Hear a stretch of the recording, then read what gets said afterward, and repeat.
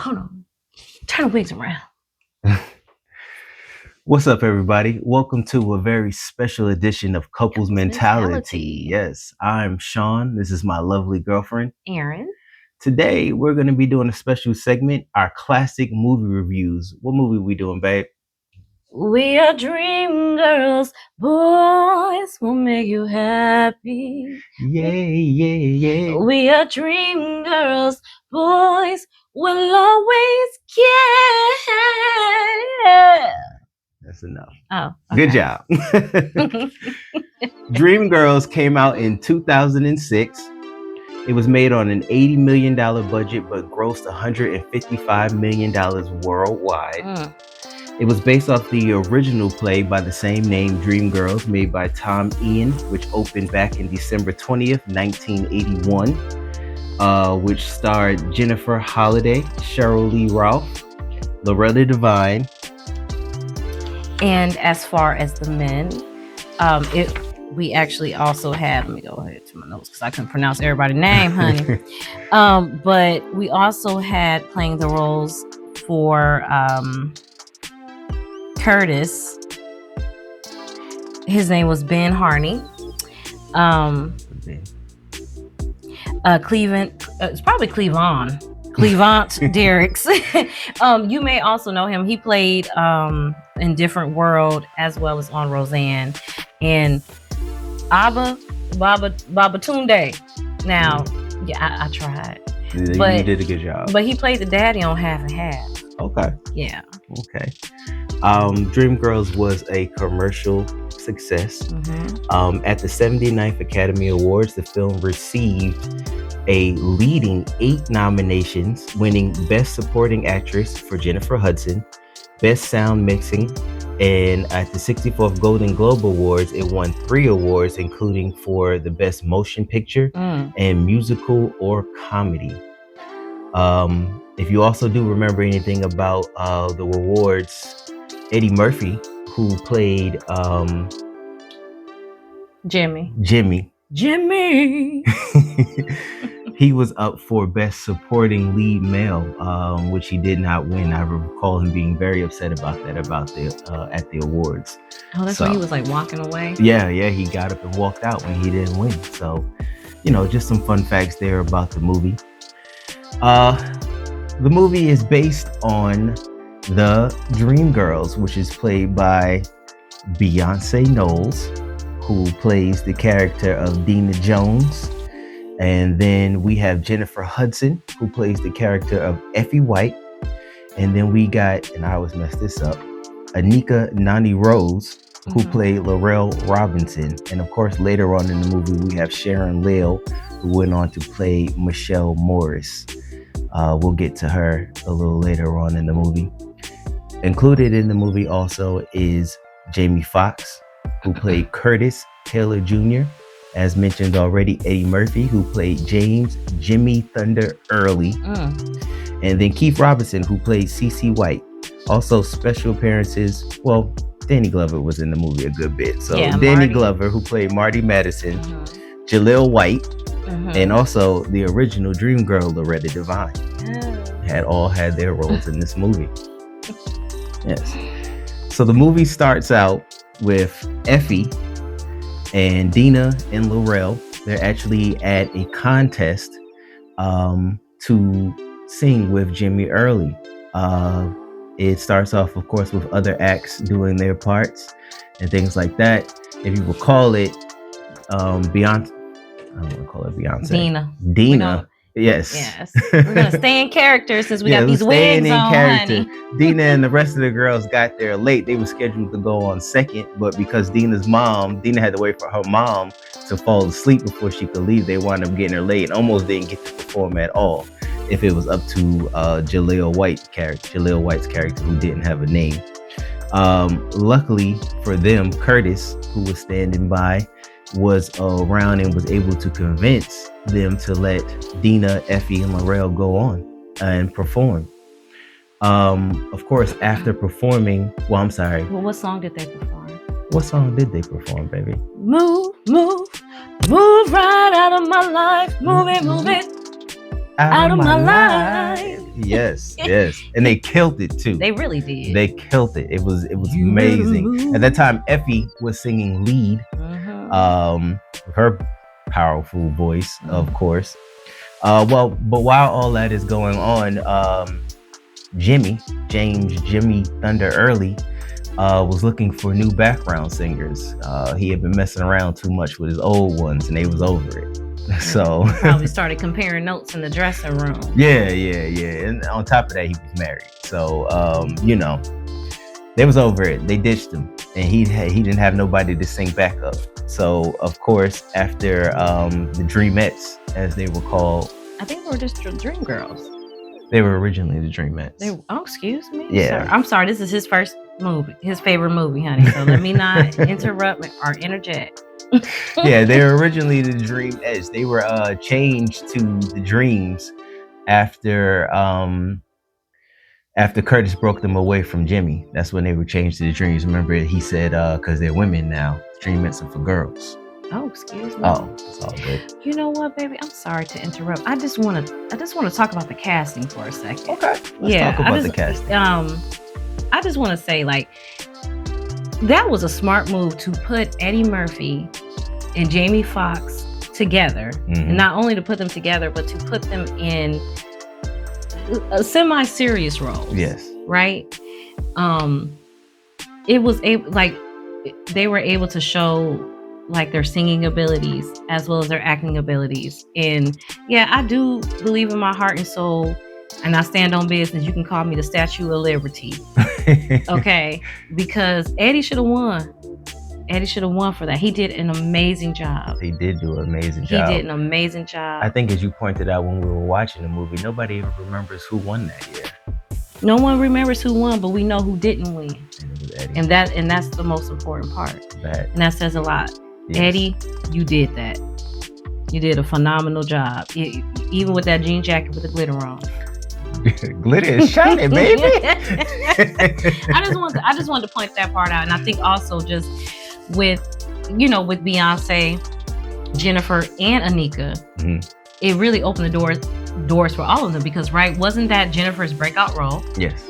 Anika, that's prior Jukebox, that's prior Princess Tiana.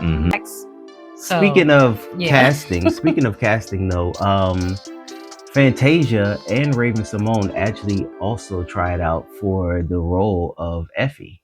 What? Yeah.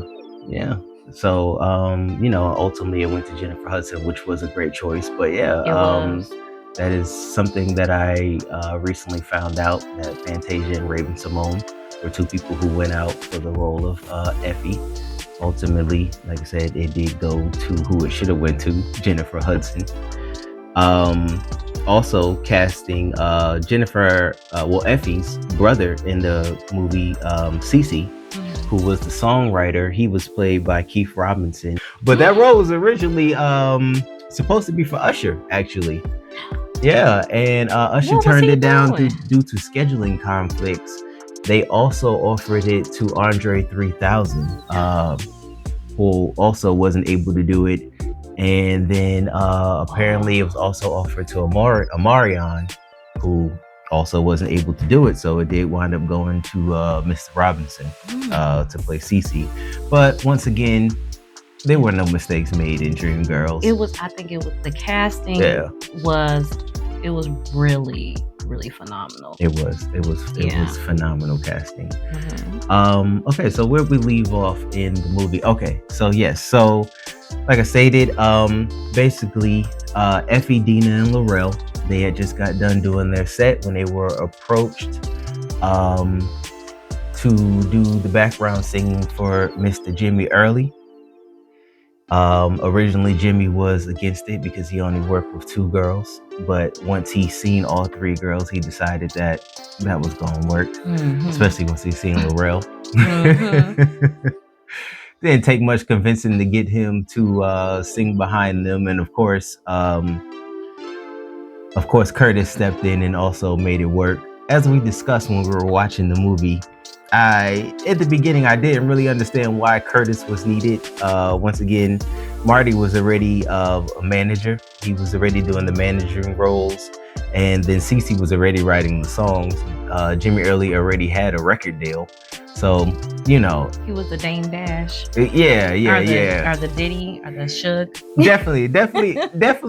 definitely like a Diddy Suge type situation. You know what I'm saying? I'll give him Dame Dash or Suge because Diddy liked to dance in the video. Oh yeah. Jimmy was definitely in the background. Yeah. But Dreamgirls is kind of loosely based off of Motown, correct?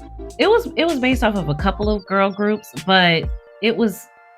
I have a couple of fun facts for that, but it was the Supremes, yes, because you have Florence Ballard in help me, Jennifer Hudson, and her character and Florence Ballard's character actually has a lot of similarities. Yes. They were the thicker of the group, thicker individuals of the group, and they were the powerhouse voices. And it was with Diana Ross. She was technically at that time, Diane, she was more marketable. She had I guess the appeal that everyone was looking for. But they used to have concerts back in the day. And Florence would shut it down at the end. She actually had a song that she would perform. And there were some rumors, about Berry Gordy, going between the women, but you just never know. It was just a lot going on. Definitely. Back so, then. Would you say that Jamie Foxx's character was based off of Berry Gordy? Absolutely. Okay, for sure. Absolutely. Berry Gordy, the original Suge Knight. But he can't was put Diddy on nobody. Yeah. We're not adding it to this because I think also Curtis was a lot of things, but he was business minded. He was very business minded. But we'll get to that. We'll get to Curtis's character and how we feel about that. So just moving a little further into the story. Of course, there is a time jump. The girls, they're now performing with Jimmy on his what they call it, the Chitlin circuit. That's what they called it back in the day. When they were going on the tour. Yeah. When they were on tour, they called it the Chitlin circuit because you were touring mainly in black areas, of course. So that's what was the name for it. All right, baby, this wig got me hot. I am sweating over here. How did they do it? I just started feeling it. My goodness. Go ahead. Anyway, so Curtis, of course, he's a visionary, he sees a bigger picture. That's really where he comes in. That's really what he brings to the table. He sees beyond what's in front of them. So he saw Jimmy doing bigger things. So ultimately it started with him booking Jimmy on a role for a show in Miami, which was huge back then, because once again, Miami is not on the Chitlin circuit. It was a white audience. Yes. A white venue. So he gets him booked. Of course, this is where Marty kind of falls off from the movie just a tad, because it seems as Marty doesn't necessarily believe Jimmy is capable of that. And Marty he's kind of right. In my opinion, I feel like Marty knew Jimmy. And I think, this is me, I go into zodiac signs. I don't know, there was no signs or birthdays, but Jimmy gives me Sagittarius energy. He gives me you don't necessarily know what to expect, and he was really real. Jimmy got soul. And I feel like Marty knew. And I feel like sometimes maybe he could have, maybe Jimmy would have been happier had he just been performing the way that he was performing. Jimmy always wanted to be himself. Yeah. And it's very hard to do that when you have to appeal for certain audiences. Yes. Yeah. So it did seem as if Marty knew that because Marty knew Jimmy. later on in the movie, they do say that Jimmy started coming around, I guess, the bar they were all hanging out when he was around 12 years old. Okay. So, With I them mean, hands. yeah, with them hands. So, so Marty knew Jimmy, ultimately. But at the time in the movie, it just kind of seemed like Marty didn't believe in Jimmy. And ultimately, Jimmy felt that way too. Yeah. So of course, Curtis does get Jimmy booked at the show in Miami, and Jimmy, he blows it. Starts off good. Straight away. Starts off good. Starts off with a little slow ballad,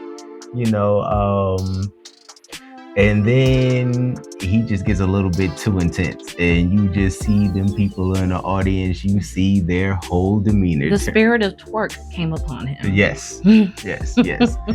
And their whole demeanor changes. Ultimately, Curtis, once again, a visionary. Mm-hmm. So he's already looking around. He's seeing how the audience responding to Jimmy, but he just so happens to notice that the male audience in the crowd are responding very heavily to, at the time, the Dreamettes in the background. So ultimately, from then on, he sees where the real money is to be made, because he's a businessman. He's a businessman. The irony. The irony. Oh, this is good, baby. We might have to do a part 2, honey, because this is good. It's a lot. It's a lot to break down. Yes. It's a lot to break down. I think that I'm conflicted when it comes to a lot of these characters. And I think like maturing is understanding that, everybody played a part in why they were where they were. That's a fact. Yeah, like maturing is understanding. That's a fact. Yeah, like maturing is understanding that Curtis was not the only villain. He wasn't. Curtis was not the only villain. I mean, honestly, starting off the movie, the original, I don't know if I categorize her as a villain, but I mean, she was kind of a negative point in the movie. Who? Effie? It was Effie. From the beginning of the movie, if you recall, Effie was complaining about the wigs. Like she had a negative. Yes, it was very apparent that though Effie was with her girl, she was also for herself. Sorry to cut you off. I think of like the scene where the man touched Dina's behind. Oh, yes. And Effie protected Dina. But then there were other scenes where she would be like, she can't sing, she's common, it was just a few scenes where I'm like, I don't think you could have talked to me that way. Yeah. Again, that goes into how I think the play, the original, whoever wrote the original, they did a great job because they allowed you to understand the complexities of each character. Exactly. I like that. I like that. I like you. Right. We look good. Yeah, so the original, like I said, I don't want to say villain, but was definitely kind of more so Effie. Like I said, overall, Effie was looking to be a solo artist before they even came out with one album. You know what I'm saying? Effie was working on her solo career before, the other girls even had a chance really to do anything. She knew she was, I guess you could kind of call her a visionary also in a way, because she knew she was destined for bigger things. She knew she had a voice bigger than just backup. I wonder what the future would have been for Effie if she really stood on business and never sang backup. But then also why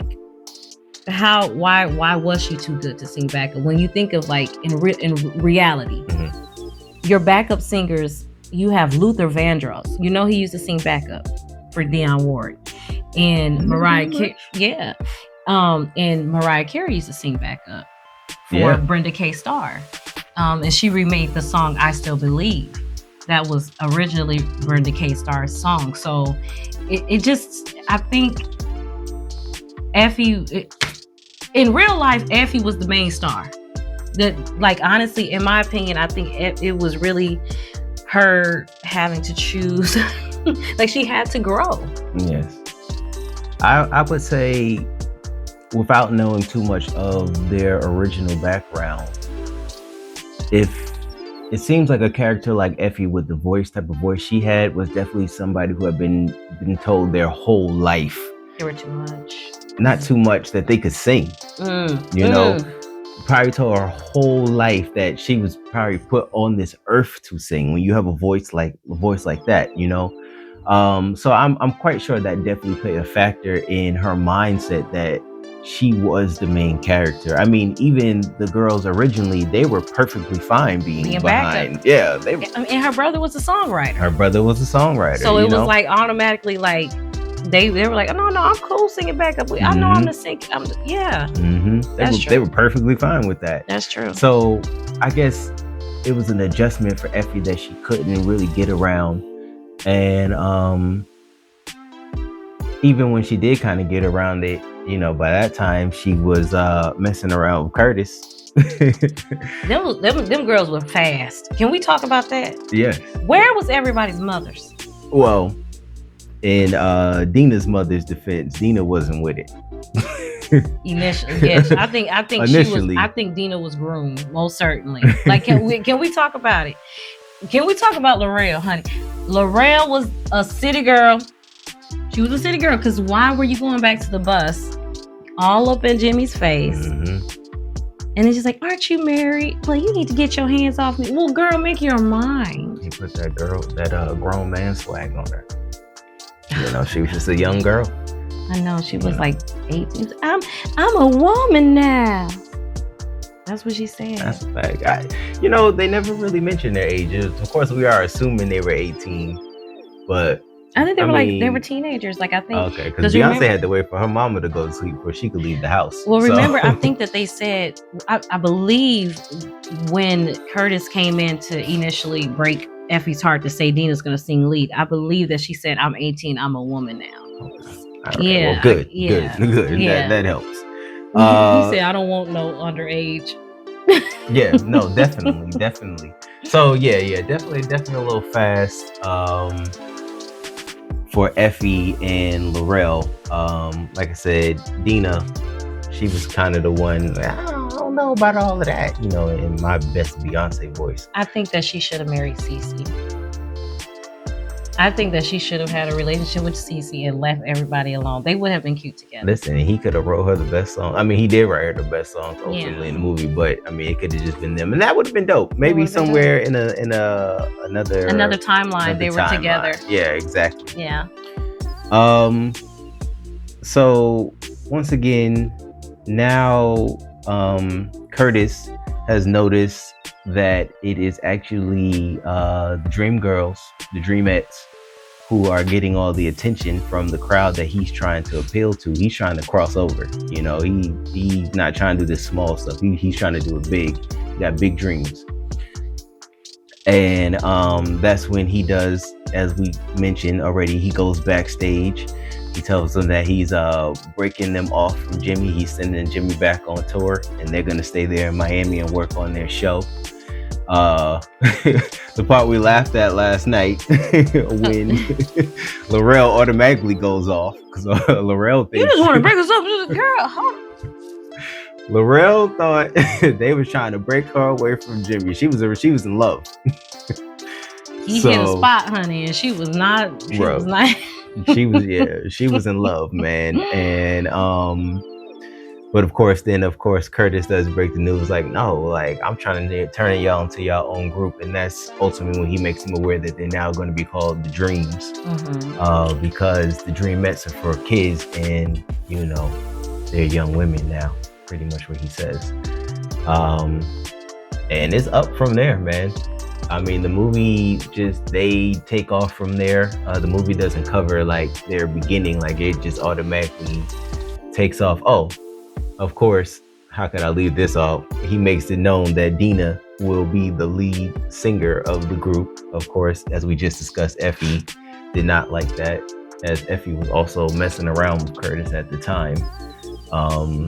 So, you know, most likely she thought that was also her shot, her secure spot. She definitely knew she was initially gonna make it. Mm-hmm. You know, I just to jump back a little bit, I just want to talk about with Jimmy. Initially, when he made a couple, you know, when he did Got Me a Cadillac. I just want to talk about Got Me. Yeah, I want to talk about Got Me a Cadillac. Oh, yeah. Because I feel as though, you know, just a fun fact for that as well. Did you know that during that time in real life, Ford Lincoln, they were having some issues, you know, financially, and a lot of car dealerships wouldn't sell to African Americans, and Lincoln, they would, and that's how like Black people resonated with that. They were like, okay, this is a beautiful car. That's why like caddies, that's been the thing for Black people, because we were literally targeted to purchase those vehicles at that time, because nobody else would purchase to us. So that was kind of cool to learn about that and put that together. Genius marketing. Y'all. And then also from there, then it turns out his music ended up whitewashed. Right? And so, very you know, important yeah, that is a very important part in the movie, because I think that also led to his decline. And then it also led to the payola, because that's when we're going to step into the bad side. Right? This is why my baby got this okay? But like, you know, step into the bad side, that's when Curtis really tapped into his illegal activity, because up until then he was not necessarily doing any illegal activity. But let's just say payola low-key is still going on, but it is technically illegal. But that was what he did to actually put everybody on. So I just want to just throw that part out there. Very important part. Yeah, those are very important parts. Very big, very good pickup. Yeah. Very good pickup. And then also, of course, Cadillac Car was a major hit. Yeah. Yes, was a major hit for Curtis. But it was ultimately stolen. It was. That was what was happening, because like they said with Elvis, Big Mama Thornton, and Elvis would credit them, you know, like credit those singers back then, but it still happens today. That's why we have our Adeles. Yeah. That's why we have our Justin Timberlakes. You got to get your songs on the pop charts. Yeah, and not only that, just stay true to yourself and stand on business and copyright and own your stuff. Very true. Very true. Yeah. Vital part in the movie. They were giving us lessons. They were dropping gems in that movie. It wasn't just all hooting and hollering. That's definitely for sure. So now as they develop into superstardom, of course, Dina is the lead singer of the group, and they start to more focus on kind of Effie's obvious. She's obviously jealous. Well, she can pick up on it, because remember, she in note to self, never write a song about how good that relationship is, because the minute she's saying "I love you, I do," that relationship was over. And you know who else I think about? Who? Shantae Moore. When Shantae Moore wrote "I Got a Man at Home," and she sang her heart off, they broke up. Don't buy a man no shoes. No. And don't write a song about how good it is, because somehow they just I don't know what happened. But honestly, like with Curtis, Dina was technically more marketable. Yeah. Now, if we look at the movie, you can put colorism in there based on it being Beyonce. But if you think about the play, it really was because of Effie's weight. You know, when you really think about the singers back then, how many overweight, and I hate saying overweight, but how many would the industry standard, let me say that, how many women thick? Aretha Franklin, that was probably in Mahalia Jackson, but everybody else really, that's true, were like they had like this beauty industry standard about themselves, and I just wanted to point that part out. Yes. Another part that was kind of pointed out later on in the movie, but just sticking with, why Dina was placed in the front. I do think, as Curtis kind of pointed out towards the end of the movie, Dina was like a blank slate. Yeah, Dina she was a clean slate. She was palatable. Yeah, she could be anything, he wanted her to be, from a dreamette to a dream girl to Cleopatra, apparently, So I think her being like a blank canvas that he could just change anytime he wanted to definitely did help. It made sense. Yeah, definitely. So the girls, like I said, they do wind up taking off into superstardom. Effie does become more and more apparent to be jealous. We can start. That was during heavy. But, yeah. I just want to put them little songs in to keep us going. But yes, while they're performing heavy. But prior to that, talking about We Are a Family. That gaslighting ass song. That is a fact. That is a gaslight. I'm sorry, y'all. I'm letting my baby talk, but that song pissed me off because he really played in her face. and Cece is supposed to be her brother. And again, that goes into Effie did have some things she needed to work on. That is true. Because even that song was really a plea to her to get on board, they were basically telling her, like, we need you, but we need you to get on board. This is how it is. And, they were manipulating her, but I think that it's a double-edged sword in that situation. Ultimately, I think that if she would have, like I said, once again, just stayed in her place, listen. Is that bandana on too tight? You gotta call it what it is. They're looking for her to stay in her place. What is her place? Her place was background, like with Laurel. That was her place. And Laurel was like, "You can sing background with me, girl." Laurel was, and that's content. Why Laurel made it to the end. Okay, that's because Laurel knew her place. Period. There's no nice way to say that's it. So disrespectful. Hey, listen. I love Effie, but once again, her place was background. So ultimately, I feel like she possibly could have, made it to the end also. If she would have, been cool with that, but she wasn't cool with that. She was a star. She knew she was a star. Laurel obviously didn't feel that way about herself. Laurel was like, no, she said she was the Mary Wilson. Yeah. See, this is what I'm saying now in real life, because I be knowing, honey.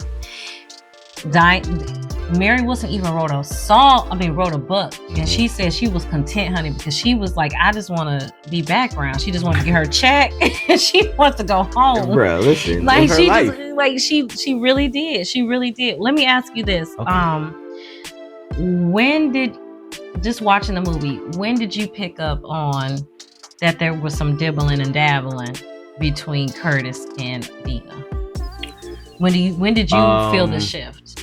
There were parts in the movie where she was auditioning, and he was down there watching them audition, and he pretty much looked her dead in her face. She looked him dead in his face, and you pretty much knew from there that something was going on between them. Of course, also the part where they were talking to the media, and the media guy, he was describing the dreams. I wrote that down. Yes, I wrote it Sunday. He was so extra, like the gum with that. Yes. And the guy, one of the media guys, asked exactly what was Dina, and I wrote it down. You wrote it? I did. What was Dina, baby? Tell us. So she was. Hold on. Early in Dina's rise, Curtis describes her as the cherry in the banana to his, like, the industry contacts when he was announcing it. Mm-hmm. And remember, I said to you, well, damn, are they just vanilla at that point? Like that was when he was still, I think he may have ghosted Effie. That's a fact. I think he may also have called her the cream. He said she was everything but the actual vanilla ice cream, which is insane. The other girls with a bowl. Now let me ask you this: do you think that Dina would have had this, relationship with Curtis if Effie was nicer to her? Because I feel as though Effie was like low-key a protector. I'll go back to that, when the guy was touching on her. But she used to say some mean things to Dina. So do you think that Dina would have maneuvered and dated him? I definitely do. I definitely do because I think Dina was just docile. Yeah, because it wasn't. I don't really think it was personal. Like it was kind of just. I think she fell in love with Curtis. I mean, once again, these are older men, younger girls. Yeah. These are men with power. And ain't nobody mention their daddy.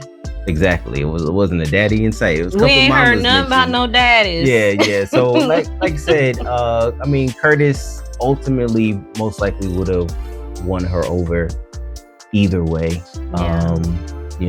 Whether Effie was involved or not, for sure. So yeah, I definitely think that no matter what Effie and Dina's situation was going on, Dina was gonna make that move for sure.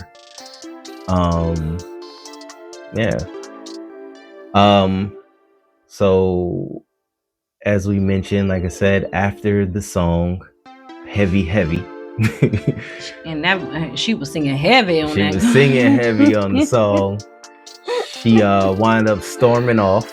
And ultimately, which that led to her being replaced. Yeah. Little did we know she was going through her own emotions at that time because she was pregnant. Yes. So she was going through it, honey. And she was watching the man that she loved. Like in the way Curtis was talking, it was just different how he talked to her versus Dina. Definitely. But again, Dina was his star. And not only that, but Dina didn't challenge him, right? So Dina, like even when he said that Effie was gonna sing lead, Dina was gonna sing lead, and she was like, she can't sing like me, and she said, that's right, Curtis, I can't. And he said, what he say? He said, y'all gonna do what I tell you to do. And what she said, say less. That's she all I saw was that little dimple, quick, honey. right? That boy said, she said, oh, say less, honey. So that right there was an indication that she was gonna just do whatever he wanted to do because she just didn't want to rock the boat. And but also she was that way with Effie. When like you could see their relationship dynamics, she didn't want to rock the boat with Effie. So she just seems like she was just like non-confrontational. Yeah, very non-confrontational. She was once again a blank slate. She was ready to go with the flow. Whether that was background or being the lead, she was gonna go with the flow. Blank slate. Once again, Curtis seen that because he is a visionary. Side note, baby, we were born in a different time, honey, because these wigs. Get close into the camera, honey. Let them know. I'm sorry, I just have to say this. I mean, crazy part is if I was born back in around this time, this is probably definitely how I would dress. Baby, you look like your hours are between 9 and 5. Definitely how I would dress for sure. So then of course they get into, is this the marquee song of the movie? I Ain't Going. Yeah. Is that like the prime song? Oh, absolutely. For sure. Absolutely. First of all, shout out to Jennifer Holliday. The original who sang that song. Jennifer Hudson, you did your thing, but my goodness. Remember, because my baby, did I tell you that there was a play? Did I play the play for you initially? I did watch the play with you. Yeah. And yeah, I do remember when we did watch the play, being blown away, seeing her sing that song live. I mean, like, it's one thing to sing it in a movie, if you mess up, you can cut and they can edit or whatever, or however it works. But when you're on a stage on Broadway, it's one take. There's nothing like a theater kid. Yes. So if you have not gone and watched Jennifer Holliday sing, what's the name of the song? I'm Not Going. If you have not watched her sing that, I would recommend YouTubing it. And watching is very astonishing. It's actually mind blowing. She gives you chills. Yeah, she did an amazing job singing that song. So yes, ultimately led to Effie singing the song in the movie. The part about that is she's singing her heart out, and everybody just walks away. They're just like, bro, we ain't trying to hear it. I think I think just going let's just break the scene down, right? So she walks in, and this was prior to her, after Heavy, because this is when she's already an emotional or opinionated person. So she gives me Taurus. She gives me Taurus energy. And then she goes to the doctor. She finds out that she's with child. And then I think that's when she really was like, okay, I need to, get back in that group. That's right. And I think they could have done better. Now, I know they didn't have cell phones back then, but somebody could have told this woman that she was replaced. What? And then it was the secretary. And this is how you know it was based on Motown, because that's what they used to do. Martha Reeves was the secretary. From Martha Reeves and the Vandellas, she was a secretary for Motown. The Vandellas, dancing in the street, and I know my stuff, honey. Do. And she was a secretary, and that's how. But then she was able to be a part of a group. And so to have, you said her name was Michelle. She joined the group. Michelle Morris. I'm sorry, y'all. Let me just say this one last thing. That Cheryl Lee Ralph said that Diana Ross did not like her because of the play. I can understand that. Yeah, because she knew. But Diane, you did it. We heard about you, honey. I heard you were stealing dresses. Yes. But keep going, baby. I'm sorry. No need to apologize. Because we're going to do a part 2, y'all. Yeah, so ultimately she was replaced by Michelle Morris, who was played by Sharon Leal in the movie. And that was all for Effie for a little while in the movie. Of course, then the movie fast tracks again. The Dreams become even bigger stars than they are, particularly Dina. Even though she's in the group, she is the group. She's the Beyonce. Yeah. Ironically, she's the Beyonce of the group. Yeah, exactly. Beyonce didn't have to really practice for this role, bro. That album, she definitely practiced on. No, that's for sure. Because she did not sing the way she screamed at us that whole damn album, because she could not sing the way she wanted to sing. Definitely, she definitely did. She gave it her all because she had to tone it down for Dreamgirls. But yeah, so Dina now is she's pretty much a superstar. The other girls, they're probably stars, but Dina is a superstar. Ultimately led by Curtis, who now has his own record label called Rainbow Records, which has several acts, including the Connection 5. we knew who they were going for in that movie, but that was cool. That was cool. I would say in this part of the movie, we're finding Dina now is starting to want to find who she is, her own self, her own voice. The movie starts off with her. The scene starts off with her watching a preview about what she has going on, and that includes her playing Cleopatra Jones, which is a role that she's actually not thrilled with playing. Because Cleopatra was not black. Say it louder for the people in the back. Cleopatra was not black. No.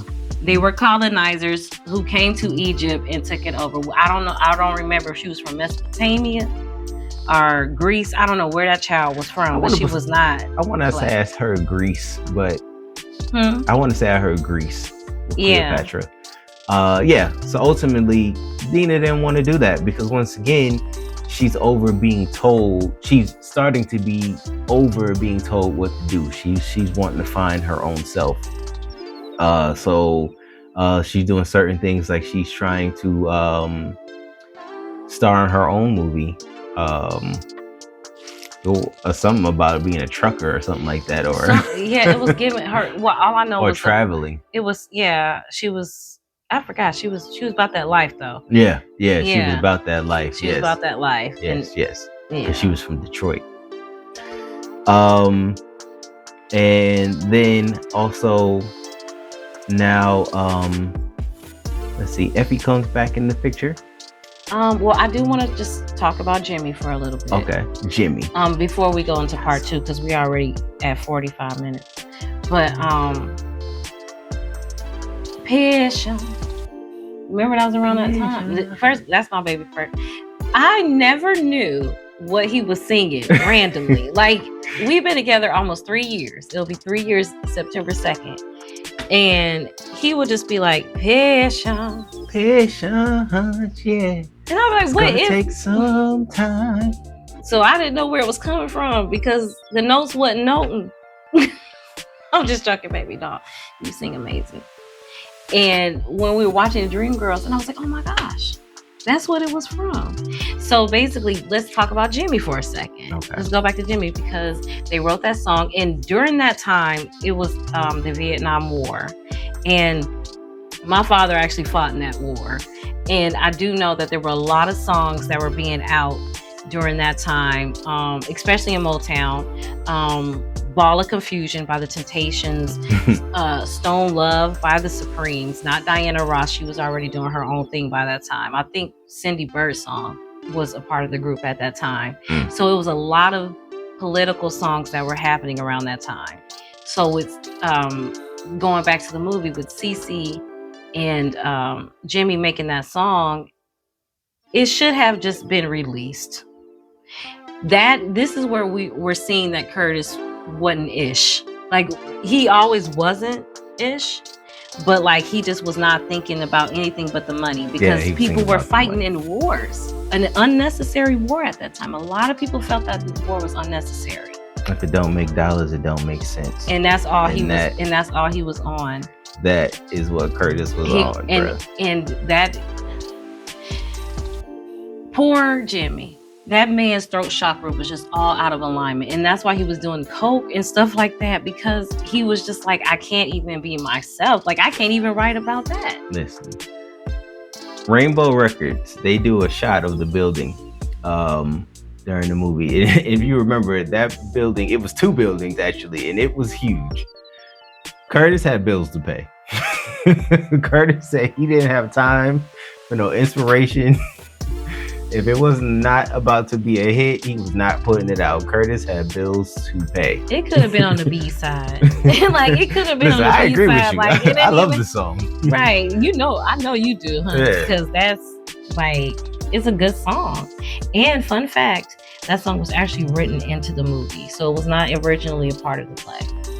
So shout out to Eddie. Mm-hmm. They gave him his own song. It was an amazing song. But this is when you do start to see that, Curtis's mindset more than ever. I mean, Curtis was all about the money before, but now that he has the money, now you see what he's going to do to keep the money, to make more money. Like, he's number one. He's trying to stay number one. And, so if he don't see a song as a hit or whatever, it's not happening. Yeah. Too bad they weren't born in the mixtape era. They could have just still put that song out. Could have dropped it. Could have put it on the B side. It would have been a hit. I don't even understand. It would have been a hit for sure. I wouldn't. Mm-hmm. Of course, you do see now that Laurel and Jimmy are still together. I want to say going strong, but it's been 9 years.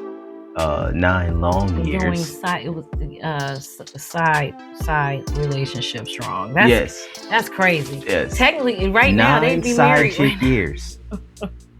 That's a long time. That's a long time. But you know, she's still rocking with Jimmy, even through his addiction, which is now being put on display in the movie heavily.